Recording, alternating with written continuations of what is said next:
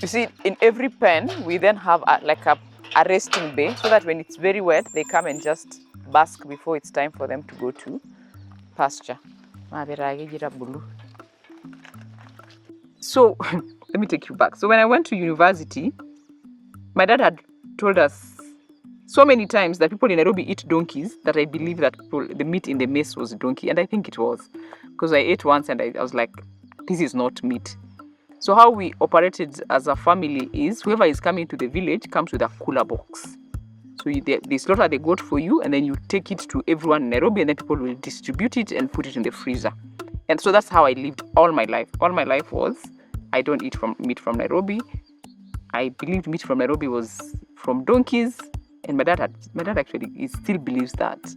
So it means that I come with my cooler box and go. So it was very easy for me then to take the meat to my friends because I always have a cooler box in my boot anyway. So that's how now it morphed into not doing livestock, not doing the big livestock, the cattle, but doing the small livestock. So what are you checking? I'm checking. So you see, when I'm checking whether they are anemic, if they're not well, if they're not eating well, the eyes will show. The eyes will show that the lid of the eyes will be pale pink. So this one's, it's feeding well. So you're just checking that, and then you check for ticks. Check for ticks underneath. So that's also, you know, how the hygiene of the place. And now you just generally check the fur whether there is any ticks, and you can see there are no ticks. So that's it. So it's a well taken care of lamb. This is a dopa. What are the characteristics? The black heads. The black head always, the black heads.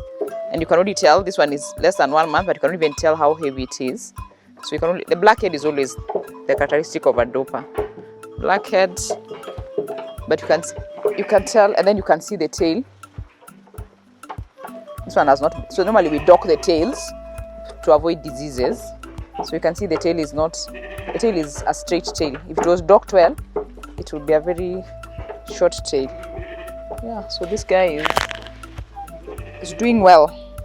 He's healthy, he's suckling well, doesn't have ticks. So this one, in 4 months, it will be ready for slaughter. And the mother is looking for it.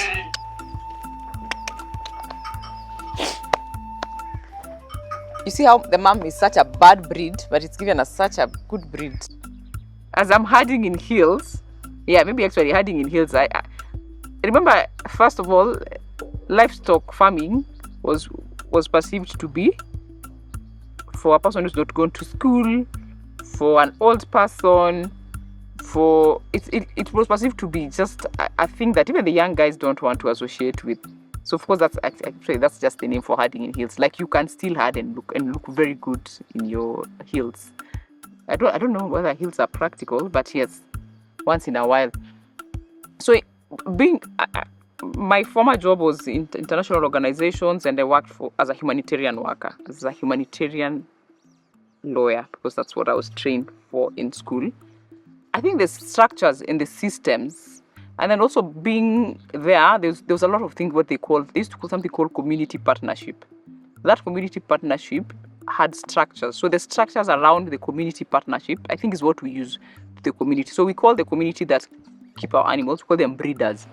There are already a lot of structures. Like I started doing exactly what I used to see us doing in the refugee world. You go to the host community, you have what is called barazas, and you explain to them. And that's how I started. I have a lot of barazas with the people who I'll be interested for them to do the breeding for us. So for me, I feel like the community aspect, and of course now running a business, then there are a lot of the structures that needed to happen. Interestingly, the word traceability was used a lot in my time in the organization, because we use a lot of files that belong to people. And now it's the same thing that we are using now, because we are tracing animals right now. We are doing traceability. We know this animal was last in someone's farm. This is what happened.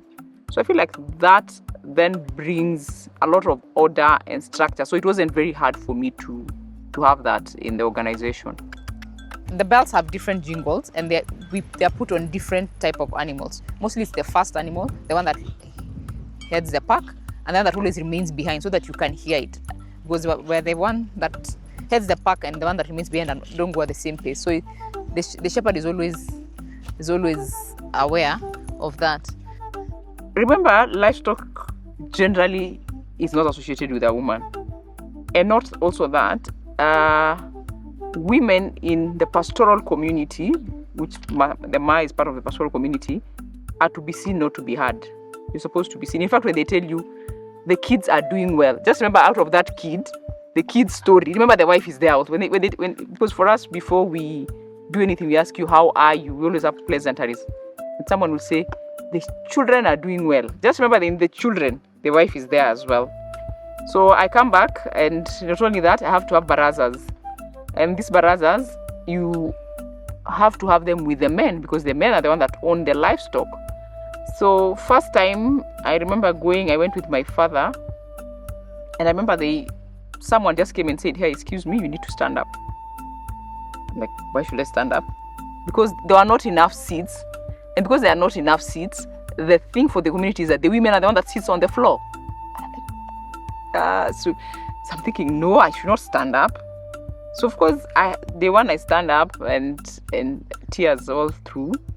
And then the other time now, there was a baraza that my dad was not able to attend. And I went, and the baraza starts, and then this person says, where is your father?